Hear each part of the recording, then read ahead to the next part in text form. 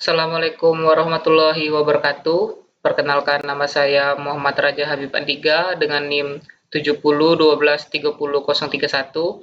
Hari ini saya akan mempresentasikan tentang interaksi manusia dan komputer.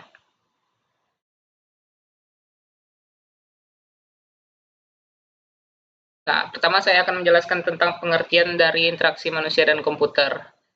Jadi, interaksi manusia dan komputer itu adalah serangkaian proses dialog dan kegiatan yang dilakukan oleh manusia untuk berinteraksi dengan komputer secara interaktif dan untuk melaksanakan dan menyelesaikan tugas yang diinginkan. Nah, agar komponen dapat diterima secara luas dan digunakan secara efektif, maka perlu dirancang secara baik.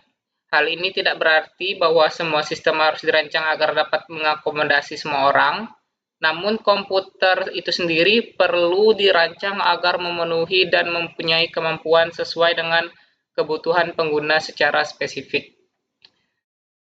Nah, contoh kebutuhan yang akan saya presentasikan kali ini adalah website yang saya buat dan cara mengimplementasikan sesuai kebutuhan yang saya inginkan. Nah, berikut adalah contoh implementasi interaksi manusia dan komputer. Oke, saat ini saya sedang berada di halaman website yang saya buat. Saya akan berinteraksi dengan komputer saya. Interaksi itu berupa saya akan menambahkan judul, mengedit, dan menghapus artikel yang saya buat. Tujuan dari aktivitas ini adalah sebagai bentuk interaksi saya sebagai manusia dengan komputer yang saya gunakan. Oke, saya akan mulai. Kita akan menambahkan judul Machine Learning, penulis boleh Henry Wise, penerbit, dan tahun. Dan saya akan menambahkan cover.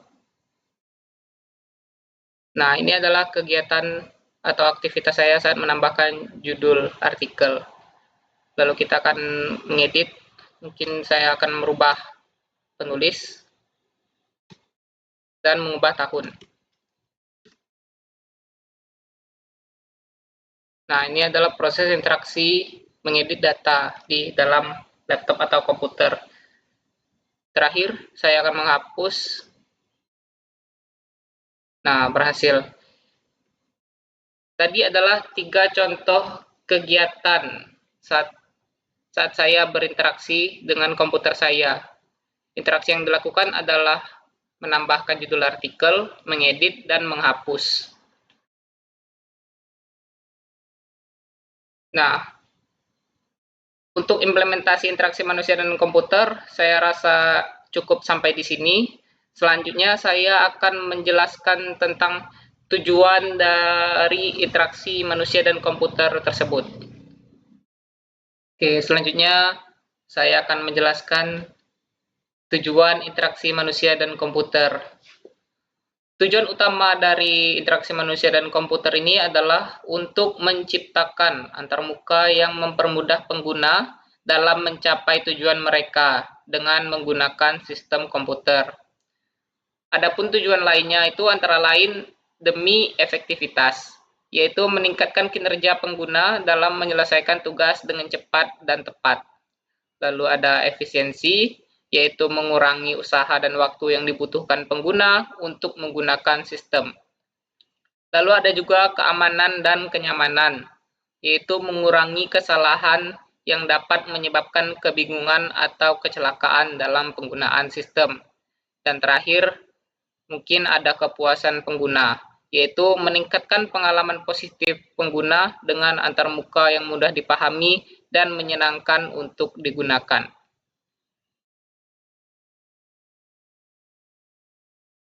Lalu ada perkembangan interaksi manusia dan komputer. Perkembangan interaksi manusia dan komputer ini telah melalui beberapa fase, seiring dengan perkembangan teknologi komputer dan cara manusia berinteraksi dengan perangkat tersebut. Di sini ada 4 fase penting dalam perkembangan IMK. Yang pertama ada fase batch processing, yaitu fase pada awal perkembangan komputer. Nah, interaksi manusia dan komputer pada fase ini sangat terbatas, di mana pengguna hanya bisa memberikan perintah kepada komputer secara tidak langsung melalui batch processing. Lalu ada fase Command Line Interface atau CLI, yaitu fase di mana pengguna mulai berinteraksi langsung dengan komputer menggunakan baris perintah atau command line meski lebih fleksibel. Antarmuka ini membutuhkan pengetahuan khusus dari pengguna. Nah, lalu ada fase Graphical User Interface atau GUI. Nah, kemunculan GUI ini memungkinkan interaksi lebih intuitif dengan pengguna. Adanya ikon, jendela, dan mouse ini menandai langkah besar dalam memudahkan penggunaan komputer. Dan terakhir ada touchscreen dan mobile interaction. Nah, dengan berkembangnya perangkat layar sentuh dan smartphone, antarmuka semakin adaptif dan mudah untuk berinteraksi dengan komputer.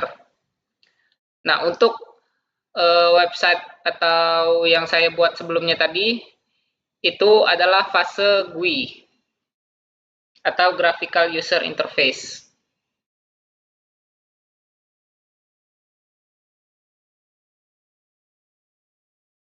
Oke, presentasi kali ini saya cukupkan sampai kali ini.